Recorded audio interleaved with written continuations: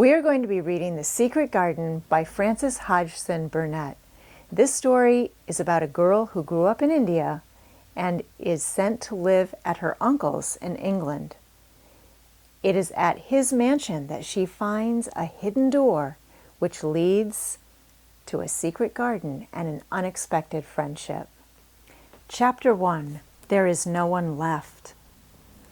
When Mary Lennox was sent to Misselthwaite Manor to live with her uncle, everybody said she was the most disagreeable-looking child ever seen. It was true, too. She had a little thin face and a little thin body, thin light hair, and a sour expression. Her hair was yellow, and her face was yellow because she had been born in India and had always been ill in one way or another. Her father had held a position under the English government and had always been busy and ill himself. And her mother had been a great beauty who cared only to go to parties and amuse herself with gay people.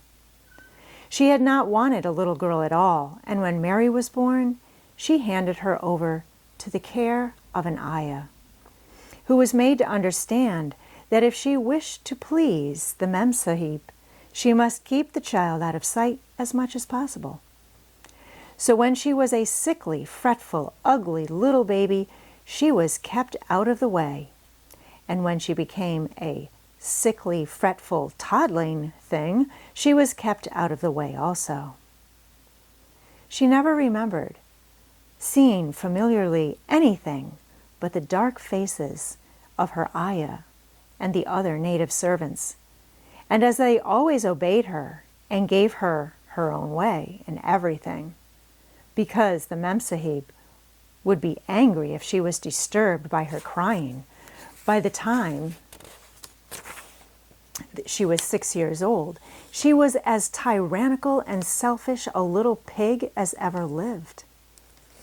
The young English governess who came to teach her to read and write disliked her so much that she gave up her place in 3 months. And when other governesses came to try to fill it, they always went away in a shorter time than the first one. So if Mary had not chosen really to want to know how to read books, she would never have learned her letters at all. One frightfully hot morning when she was about 9 years old, she awakened feeling very cross, and she became crosser still when she saw that the servant who stood by her bedside was not her ayah. "Why did you come?" she said to the strange woman. "I will not let you stay. Send my ayah to me." The woman looked frightened, but she only stammered that the ayah could not come. And when Mary threw herself into a passion and beat and kicked her, she looked only more frightened and repeated that it was not possible for the ayah to come to Missy Sahib. There was something mysterious in the air that morning. Nothing was done in its regular order, and several of the native servants seemed missing, while those whom Mary saw slunk or hurried about with ashy and scarred faces. But no one would tell her anything, and her ayah did not come. She was actually left alone as the morning went on, and at last wandered out into the garden and began to play by herself under a tree near the veranda.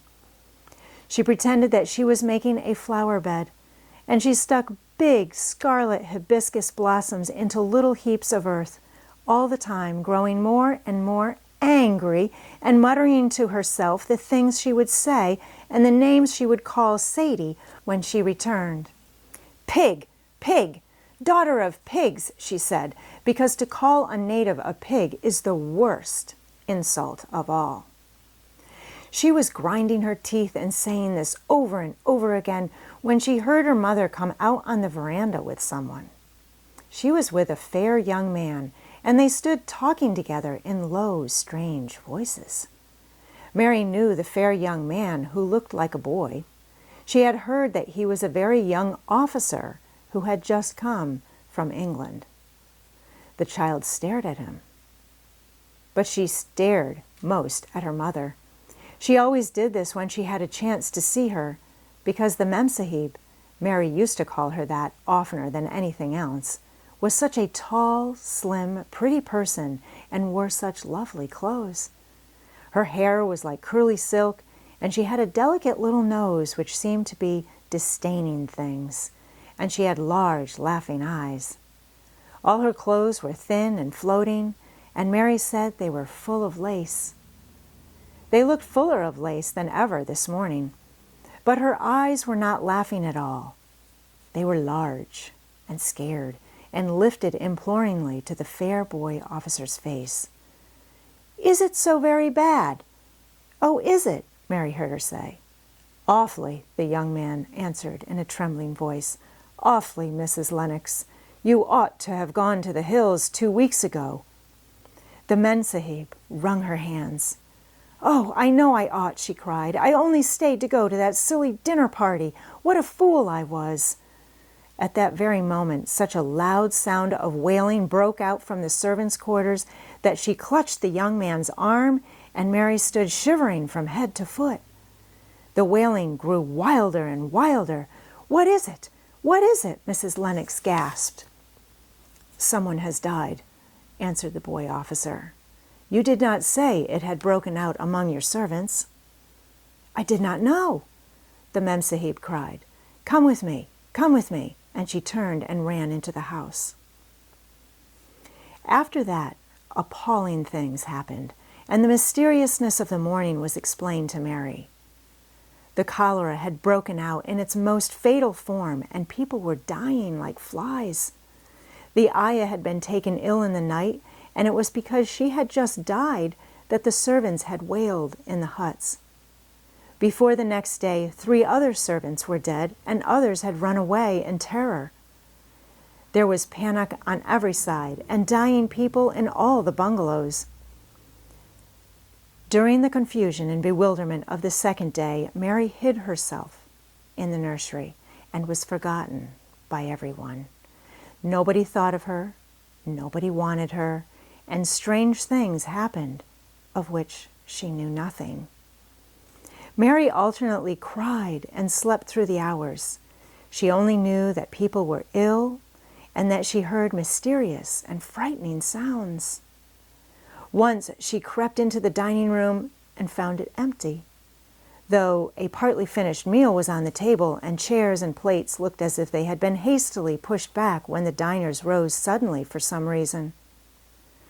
The child ate some fruit and biscuits, and being thirsty, she drank a glass of wine which stood nearly filled. It was sweet, and she did not know how strong it was. Very soon it made her intensely drowsy, and she went back to her nursery and shut herself in again, frightened by cries she heard in the huts and by the hurrying sound of feet. The wine made her so sleepy that she could scarcely keep her eyes open, and she lay down on her bed and knew nothing more for a long time. Many things happened during the hours in which she slept so heavily, but she was not disturbed by the wails and the sound of things being carried in and out of the bungalow. When she awakened, she lay and stared at the wall.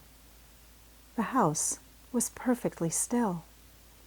She had never known it to be so silent before.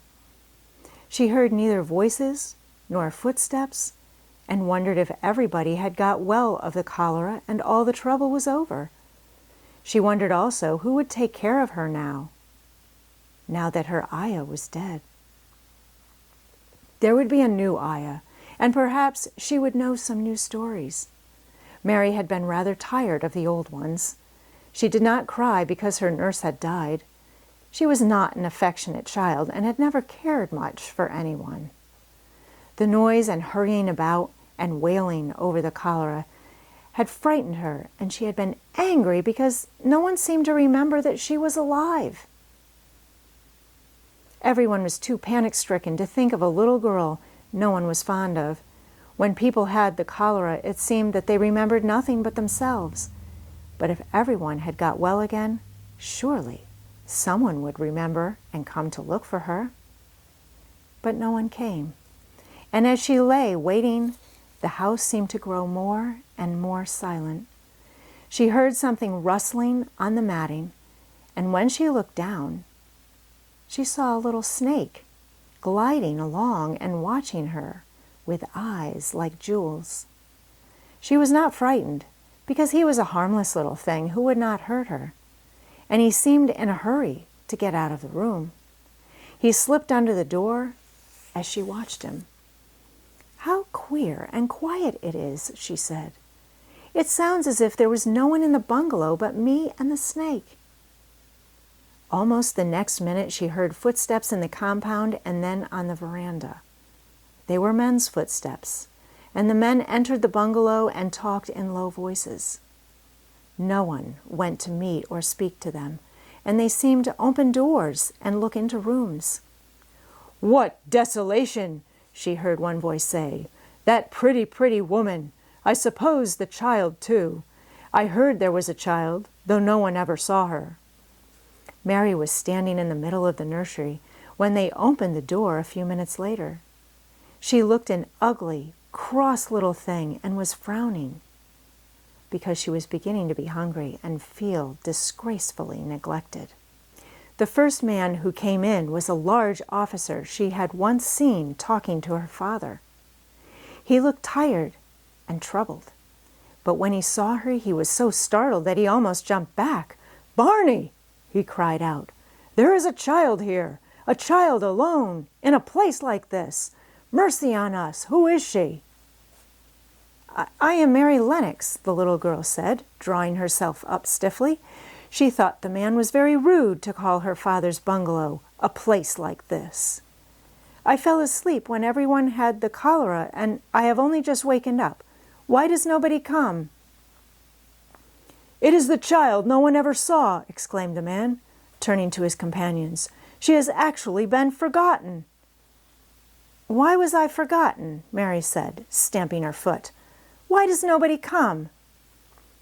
The young man, whose name was Barney, looked at her very sadly. Mary even thought she saw him wink his eyes as if to wink tears away. "Poor little kid," he said. "There is nobody left to come." It was in that strange and sudden way that Mary found out that she had neither father nor mother left, that they had died and been carried away in the night, and that the few native servants who had not died also had left the house as quickly as they could get out of it, none of them even remembering that there was a Missy Sahib. That was why the place was so quiet. It was true that there was no one in the bungalow but herself and the little rustling snake.